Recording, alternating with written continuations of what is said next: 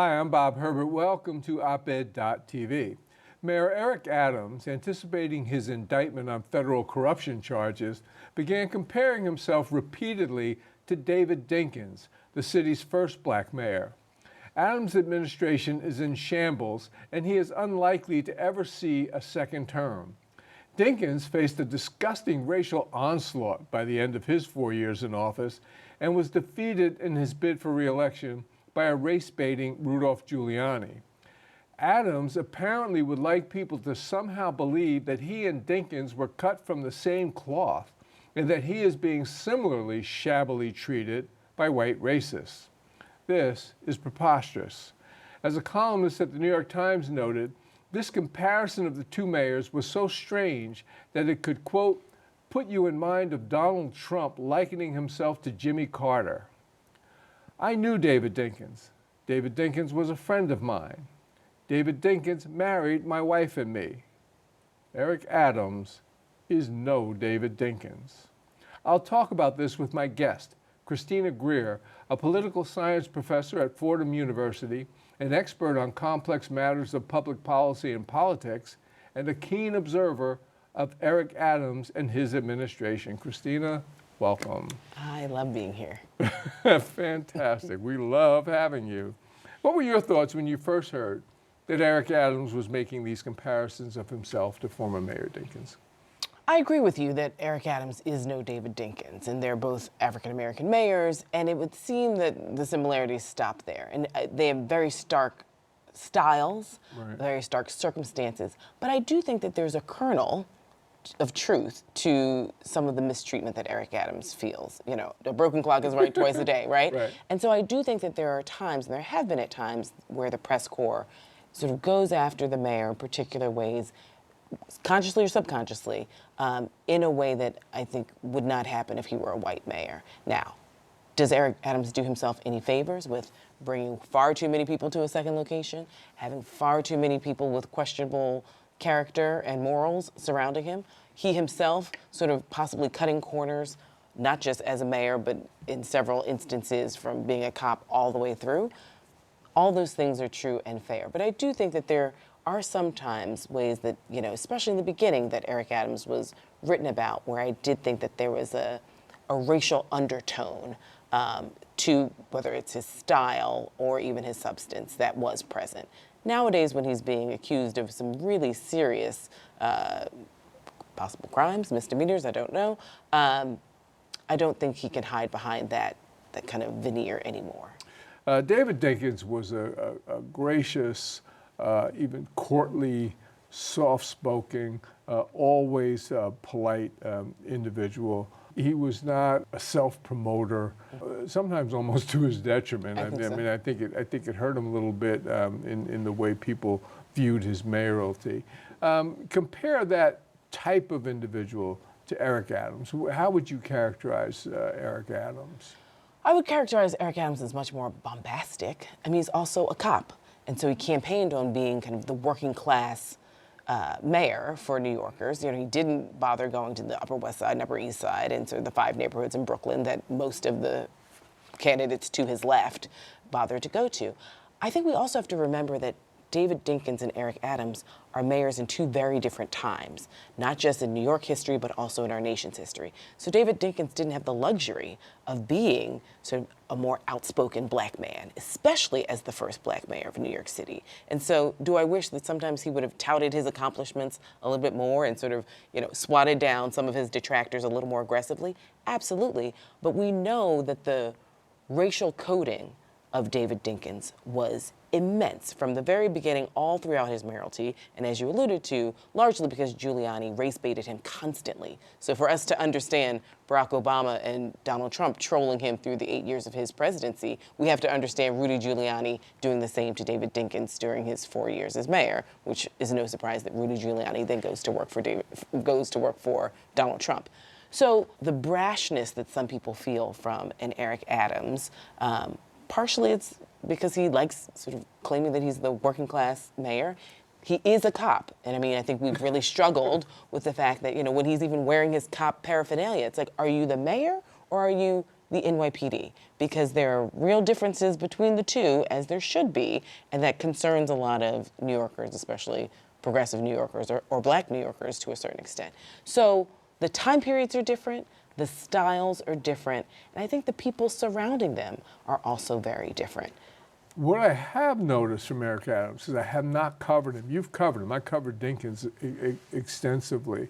I think he's closer to a Donald Trump type in personality than he is to a David Dinkins. And one of the main things where I see a similarity between him and Trump is that I constantly read about Eric Adams or see on television about Eric Adams and his grievances. He always seems to be complaining about something, and it's always like kind of a woe is me, or people are not giving me the proper credit.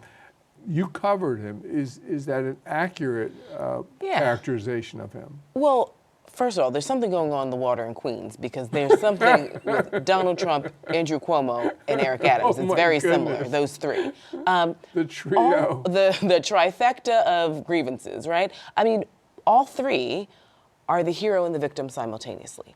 All three, as executives, mayor, governor, and president, feel as though people are attacking them constantly. All of them have this Queens sort of outsider status where it's like, I got on top, why am I not being respected? Why is it that I can never sort of feel like these other boys that sort of have either fancier degrees or fancier pedigrees, whatever it may be? I do think, though, Eric Adams, just like Donald Trump, lesser extent Andrew Cuomo, understands people. And so they're consistently underestimated. Neither one of those men, I may disagree with them on a lot of policy issues, but they are not dumb people. They do not speak the way we're accustomed to hearing politicians speak. They don't necessarily use the Queen's English and sort of tout their fancy degrees, but they are not dumb men. And they understand public opinion. They understand how to get whatever idea it is they want advanced. As all three men sometimes get in their own way, but I think we write them off, especially Donald Trump and Eric Adams. We have written them off many times over the years. And then so many New Yorkers and so many Americans look up and say, how could they get where they are? It's like, because you haven't been paying attention to the fact that they understand, Eric Adams understands New York. You know, and I tell people this all the time. If I had to list the top 5 people who I think understand this city, I'd put him in the top 5. I honestly would. Do I agree with him on everything? Absolutely not. But do I think he understands the 5 boroughs? Fundamentally, yes. I think we've had a lot of mayors who cater to the small percentage of New Yorkers who bother to turn out to vote for the voting eligible population. I think they largely ignored a lot of folks who were in the outer parts of the boroughs, and I don't think he did, and that's how he was successful. And so we keep asking ourselves, how does he keep being successful? He was successful in Albany. You know, he ran for Congress, that didn't work. You become Brooklyn Borough President. Do you know how many people want that job? Right? I mean, that's, you know, you become mayor of New York City, and granted, it's a crowded, new, convoluted system of ranked choice voting, but you still won. You didn't convince the folks to the left of you to drop out and join coalitions and, you know, join forces so that one of them could emerge victorious. He still got the votes. And so there's something that he's saying or doing that resonated with people over these several different elections over time. So we make comparisons between sort of the personalities and the personal style of these two mayors. I want to talk a little bit about their accomplishments and maybe their shortcomings. Mm-hmm. The running story about Dinkins was that he was a one-term mayor and that one term was not successful. I disagree with that. I disagree with that largely. Obviously, he had problems in that one term, but he also had some terrific successes. Long-standing Crime was an enormous problem when Dinkins took over. It was one of the reasons why he got elected mayor.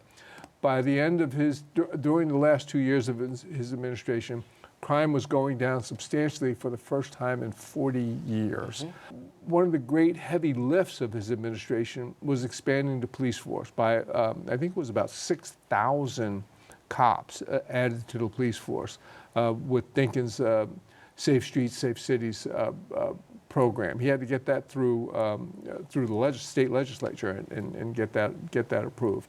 He succeeded.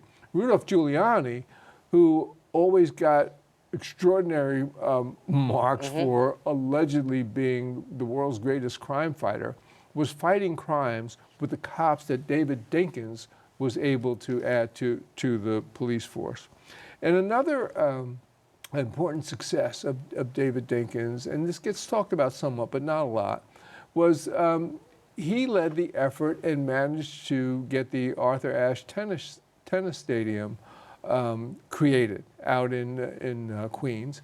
And that's the home of the U.S. Open, and it's an enormous moneymaker for the city. And also David Dinkins ran a scandal-free administration. I covered David Dinkins. You've spent quite a bit of time covering Eric Adams. Talk a little bit about accomplishments and whatever shortcomings you may have seen in the Adams administration. Right. And I mean, I just want to underscore the U.S. Open and the amount of money that comes into New York in that 2 weeks. I mean, it's larger when I've talked to folks who run the numbers in the city. It's larger than all of our sports teams combined. Right. And, you know, David Dinkins didn't run around saying that, but I mean, economically, it is a driving force. So with Eric Adams, you know, in many ways, the city is still succeeding. Crime is still down. There's still some neighborhoods, obviously, that have calcified crime that no mayor has been able to sort of figure out. But by and large, the city is doing well.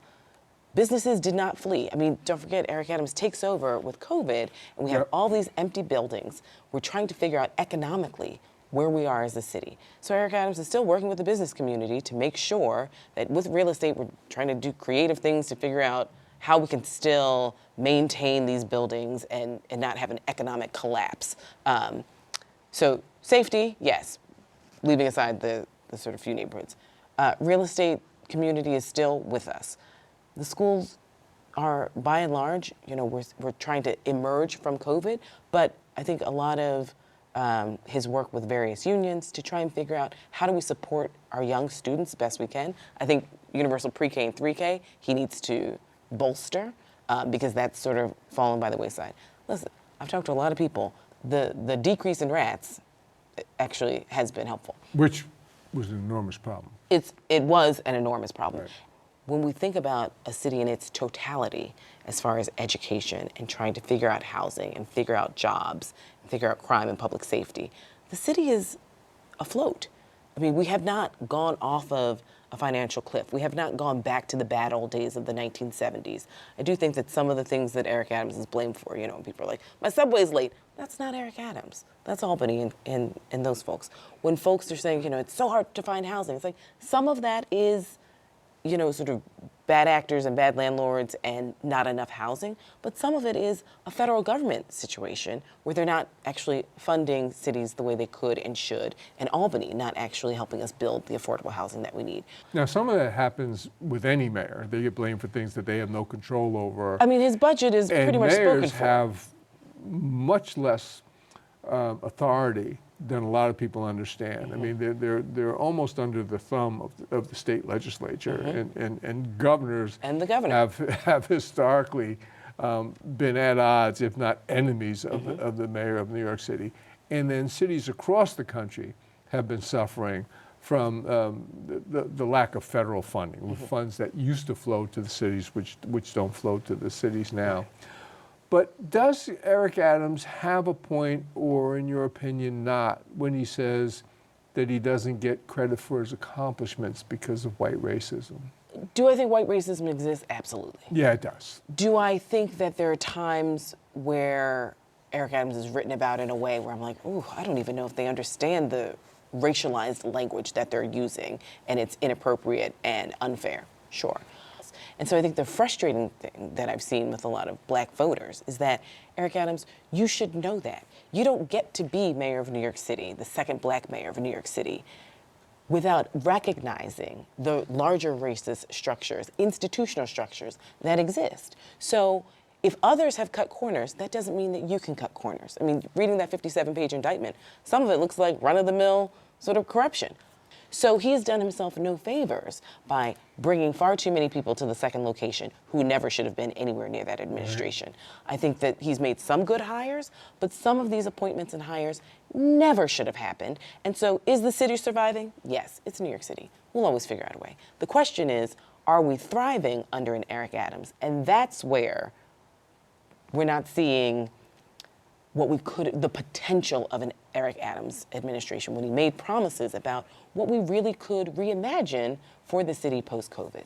Well, anyway, Adams has been charged with bribery, fraud, and soliciting illegal foreign campaign donations. Several top people in his administration have left either because they've been involved or have been the targets of these investigations. The police commissioner is gone. The school's chancellor is gone. The first deputy mayor is gone. My question for you is, who's running the city and how does the city run in that kind of an atmosphere? This is where, we talk about this a lot on my podcast, FAQ NYC, where this is where my optimism and security sort of take hold. Because we've got thousands upon thousands of dedicated public servants who do these jobs every day, regardless of who the appointed commissioner may be at the top. Now, is it problematic if you have that much reshuffling, right? Because people should have a vision, right? People should have ideas that sort of trickle down. But let's be clear, at least the third level of leadership on down is calcified and it's solidified. And those are people who are still going to work, still making sure that the business of New York City is getting done.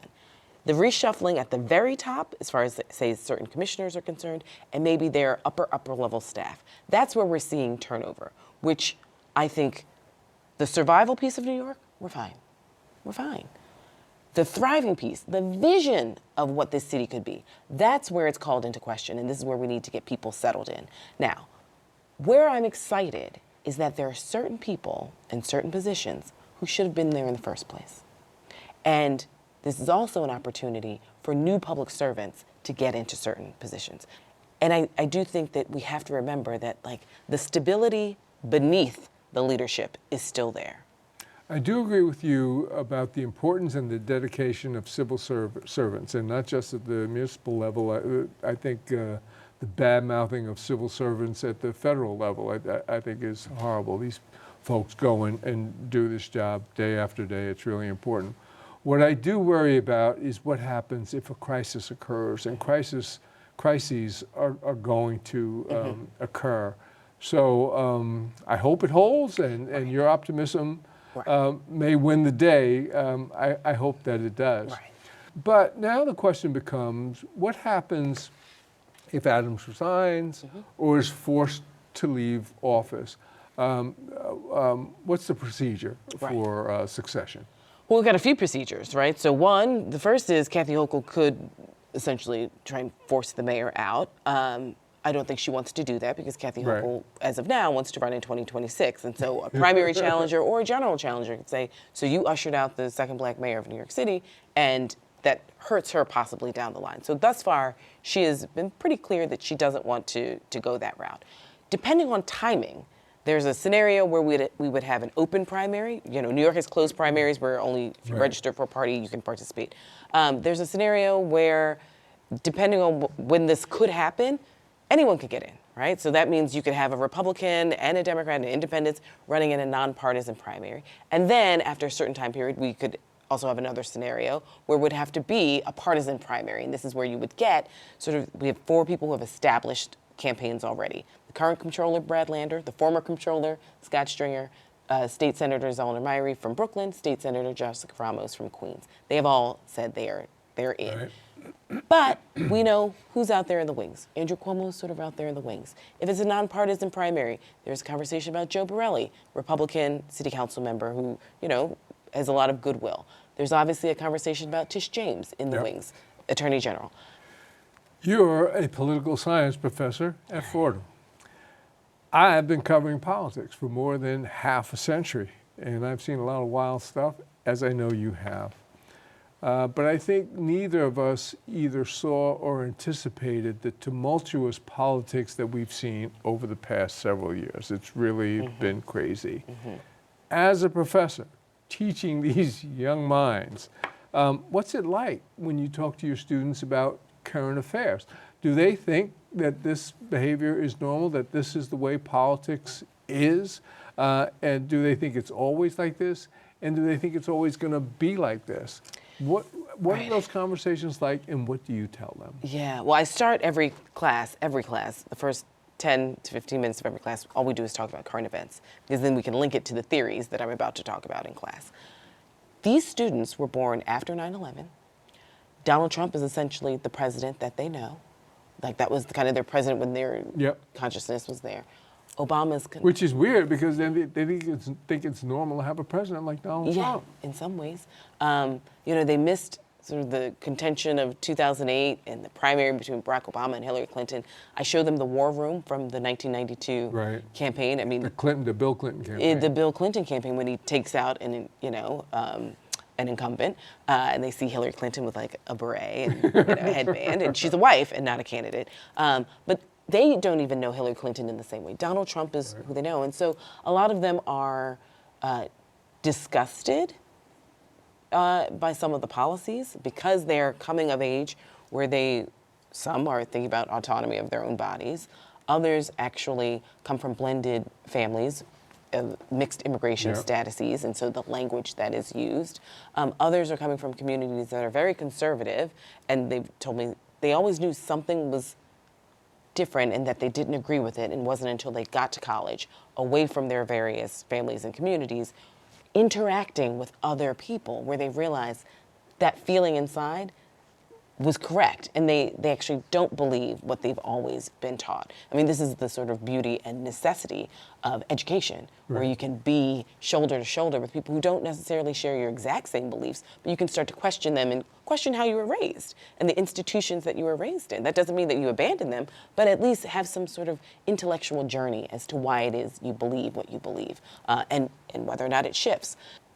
I have a lot of students who are paying a lot more attention to international affairs and linking that to not just their futures, but as we start to talk about taxes and what their money goes to, and so how the collective action problems that we have, how we don't always get perfect candidates, how we don't always get all of our choices satisfied, how it's very difficult to be a single issue voter sometimes, how you vote longevity-wise, also vote thinking about your neighbor. These are the conversations that we're having. What do you tell them about, if you tell them anything about it, about how normal or unusual this is, and how likely this kind of tumultuous situation is to continue?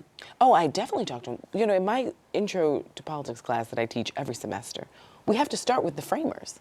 We start with the development of these ideas and these ideals. And even though we've come up short time and time again, we're inching closer to them.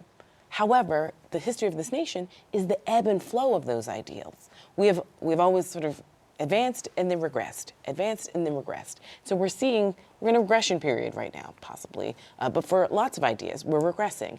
So to help them understand, this is the way we did things, and then this man came and excavated all, we thought that there were a lot of questions asked, question answered, and we put democracy in a frame, and we dusted it off, and we patted ourselves on the back, and it's like, oh, we've got democracy.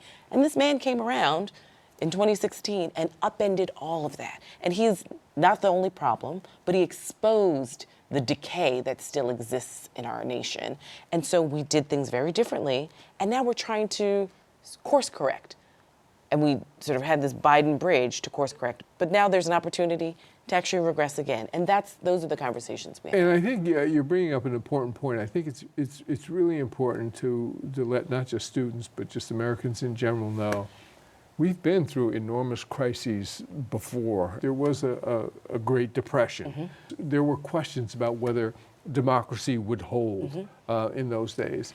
There was a civil war that we fought. Well, a little more recently, I explained to them, my parents went to segregated schools. Yep. My mother never went to school with white children. My dad integrated his high school. So also helping them to remember some of these conversations we're having about integration, about coalition building, about civil rights and voting rights and immigration rights. These are recent conversations. Black people could not vote. Under the full protection of the law, right? And so, and we've seen that even regressed. And so talking to them about the 1965 Voting Rights Act and how that's been eroded over a short period of time helps them understand that they have to be active participants in their democracy if this experiment is to work. Final question. How'd you get into this racket? Oh gosh, I'm ruining the day. But I tell people. How did you become a political science professor, and how did you decide what to focus on, and to become so involved as you are in the politics of the day, even outside of the classroom? How did that happen? So one, my parents let me pull the lever for Jesse Jackson in 1984 because my school was a polling site. Two, I had the last registration number my freshman year, and Intro to Politics was the only thing that was open. Three, I wrote a senior honors thesis called Crime and Public Policy. I compared Boston and Baltimore. Wow. And I love cities, and I tell people all the time, the only two things you need to know about me: I love cities and black people. So it's like after that, everything makes sense. And so when I was writing my dissertation, at the time in the academy, cities weren't really studied. I wanted to work on cities, but because the market didn't really sort of satisfy that, we figured out a way. It's like I could talk about black ethnicity in New York as a way to talk about cities and black people. And so then I love teaching. I'm from four or five generations of educators, and there's nothing better than sort of planting seeds, not knowing where they'll go, and then years and years later, some you can see germinate right in front of you in the short span of 3.5 months, and others, it takes years, but it doesn't matter. You can email from a student who, maybe a C student in your class, and you thought that they weren't paying attention and nothing really stuck, and then you can email from someone where it's like, it clicked. It's like, it clicked 10 years later, it doesn't matter. It still clicked. And so I call it the beauty and the privilege of being an educator. All this other stuff, it's like political science is one thing. I like politics. Right. And I like getting people involved in politics because we are politics. This is our democracy. If we're not involved, it doesn't work. And so we've seen what happens when we put it on a wall and we just say like, oh, that's democracy, that's pretty. And like, there it is, it's question asked, question answered. That's not the way it works in this country at all. No. We need all hands on deck. So I'm trying to just help a future generation of folks get interested. Well, you're doing a heck of a job. Appreciate it. We've been talking with Christina Greer from Fordham University, which is always a pleasure. Thank you, Christina. I'm Bob Herbert. Thank you for watching, and we'll see you next time. CUNY TV now has an app. Downloading the CUNY TV app lets you join us anytime from anywhere.